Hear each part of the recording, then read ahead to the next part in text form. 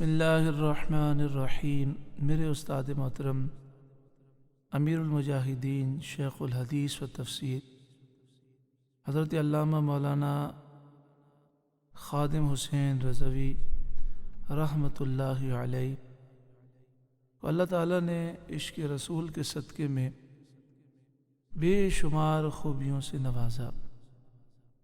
اگر ہم حضور غوث اعظم رضی اللہ تعالیٰ عنہ کی زندگی دیکھیں، حضرت امام اعظم ابو حنیفہ رضی اللہ تعالیٰ عنہ، مولا کائنات مولا مشکل کشا مولا علی رضی اللہ تعالیٰ عنہ کی زندگیاں دیکھیں تو ایک پہلو یہ تھا کہ ان تمام ہستیوں کو، اور ایک لمبی فہرست ہے بزرگان دین کی، کہ انہیں قرآن پاک سے خاص لگاؤ تھا۔ وہ کثرت سے قرآن پاک کی تلاوت کرتے۔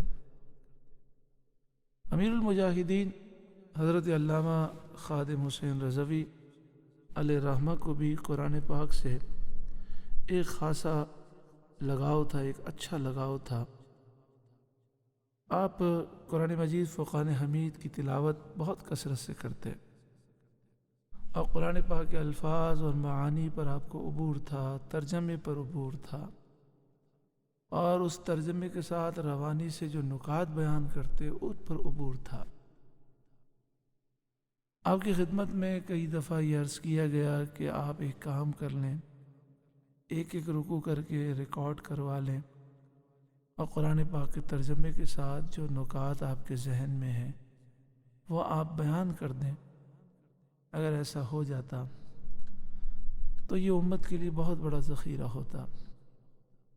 خیر، آپ پورے سال ہی قرآن پاک کی تلاوت کثرت سے فرماتے، پورے سال یہ قرآن پاک کی تلاوت پر توجہ دیتے، لیکن جب رمضان المبارک کا مہینہ شروع ہوتا تو آپ فرماتے بندے کو چاہیے کہ اس مہینے میں عبادت کی طرف توجہ زیادہ دے اور قرآن پاک کی تلاوت ہی کی طرف توجہ دے۔ تو آپ اس مہینے میں بہت کثرت سے قرآن پاک کی تلاوت کرتے اور عبادت میں کثرت کرتے۔ 2009 میں آپ کا حادثہ ہوا۔ حادثے سے پہلے آپ مسجد میں تراویح میں مصلی سناتے، لیکن حادثے کے بعد آپ مسجد میں تراویح تو نہیں سناتے تھے، مگر نجی طور پر آپ تراویح میں ختم قرآن پاک فرماتے۔ تو ہمارے عزیزی ہیں، دوست ہیں، حضرت علامہ مولانا مفتی غلام غوث بغدادی دامت برکاتہم العالیہ، وہ فرماتے ہیں کہ ایک دفعہ میں نے پوچھا فون پر کہ حضرت آپ کی تراویح میں کتنے پارے ہو گئے؟ تو آپ نے غالباً یہ فرمایا کہ 12 پارے ہوئے ہیں۔ پھر کچھ دنوں کے بعد فون کیا، پوچھا کتنے پارے ہوئے ہیں؟ تو آپ نے فرمایا کہ ہمارا تو ختم قرآن ہو گیا۔ تو انہیں بڑی حیرت ہوئی اور عرض کی حضرت ابھی تو پارے کم ہوئے تھے اور آپ سوا پارے کے اعتبار سے روز سنا رہے تھے، پورا قرآن کیسے ہو گیا؟ تو آپ فرماتے ہیں کہ بات یہ ہے کہ جب 17 رمضان المبارک کی رات آئی تو میرے دل میں اندر سے یہ احساس پیدا ہوا کہ یہ عظیم رات ہے، شرکائے بدر اور شہدائے بدر کی رات ہے، عظیم اسلامی ہیرو ہیں، ان کی بارگاہ میں کیا میں ایک قرآن پاک کا تحفہ بھی نہیں دے سکتا؟ تو آپ کہتے ہیں پھر میں نے یہ کیا کہ اس رات میں جتنے پارے باقی تھے سب ایک ہی رات میں پڑھ لیے، تھوڑا سا وقت سحری کا بچا، الحمدللہ قرآن پاک اس طرح مکمل ہو گیا۔